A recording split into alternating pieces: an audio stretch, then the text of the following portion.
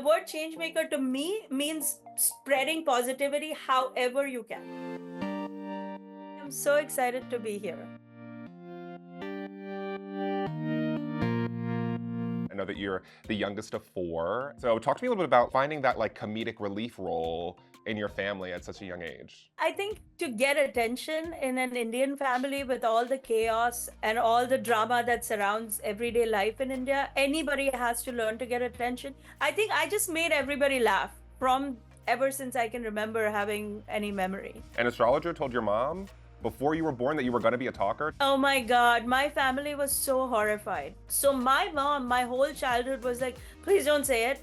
Whatever's in your mind, please don't say it. I mean, in India, that's a fate worse than psoriasis because you can't hide it. After your mother passed and you fleeing home, because your dad wanted to set you up for an arranged marriage. So talk to me a little bit about that too. I had very clear ideas about what I didn't want because I knew what arranged marriage meant. It meant I might not be able to go to college. And I really wanted to experience college. Eventually then you did make your way to the US, going to college and then becoming a lawyer. The other lawyers would laugh out loud at all your legal notices. Yes. I remember sending legal notices to opposing counsel and they would be like, this is the funniest notice. And I was like, did you read I'm trying to sue you? And the truth is that even my comedy is born from that. Your funny theme, again, even led to your romantic life. I want to talk about too the ad that you posted on an Indian singles website that your future husband said was ridiculous at the time, but clearly it worked, you know? When I was writing the ad, I wrote what I thought made the most sense in trying to find the kind of person I wanted to find. When our paths collided, we had a very shared kinship in feeling like it was us against the world. He too comes from very, very humble origins and wanted to make something of his life. I wanted to make something of my life. Then it hit him that if he didn't marry me, I was really determined to be married to somebody. There was no proposal. It was more like, okay, this makes sense.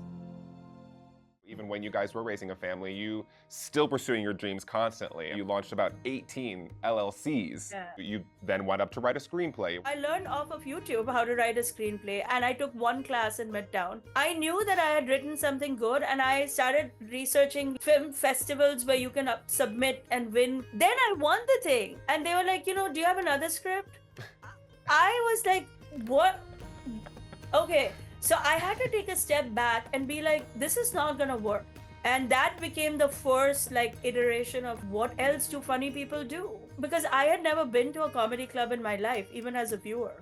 You then went to your first open mic night. You would practice for basically anyone around you who would listen. Once I realized what open mics were and all, how comedians practice, I was like, oh, I can turn every hangout with every parent into an open mic. I'm gonna just show up in the subway and do my thing and see what happens. And that's exactly how I did it. No one's gonna tell you. We don't like you. In comedy, a lot of times when you're coming up, it is largely white and largely male. When I started doing comedy, I didn't actually know how male dominated or white it was. I didn't know what a big deal Comedy Cellar was. I just walked in and I was like, somebody said, do 5 minutes, I'll do it. You wrote this New York Times bestselling memoir, This American Woman. You also have starred in A Nice Indian Boy to rave reviews. What's that on his arm? It's a tattoo of Ganesh. Our Ganesh Bhagwan? Yeah. Yeah. He did that for you? He did it for us? Why would you? You opened for Tina Fey and Amy Poehler. You had a successful comedy special on Amazon Prime. Another one, Zarna Garg, Practical People Win, dropping July 18th on Hulu. You have a successful podcast with your family too. I want to ask how it feels now to have all these things happen for you. I feel like I've been ordained. Like destiny wanted me to be here. I never thought I'd be in front of a screen, but the director of A Nice Indian Boy was so determined that this was my part. And I took a leap of faith on his judgment. I feel like my community sadly has been a little behind in accepting the gay community. And I want to be a voice in pushing that culture forward for us. I remember at one event, a very elderly Indian man, uncle, he said, I've lived in America for 50 years and I've laughed at jokes that I don't understand. It's the first time I have laughed and really loved something like this. When I get scared or I get nervous, I think of that man because it's true. That man and millions of other men and women like him are out there being seen through me. You really created change by just being authentically yourself. So I just kind of want to ask how you think people can tap into just being who they are to make change. You have to stop worrying about what people think. Success is written every day by people who look like me and you. There's millions of Zarnas out there writing their own stories. There is a whole world of people waiting to receive you.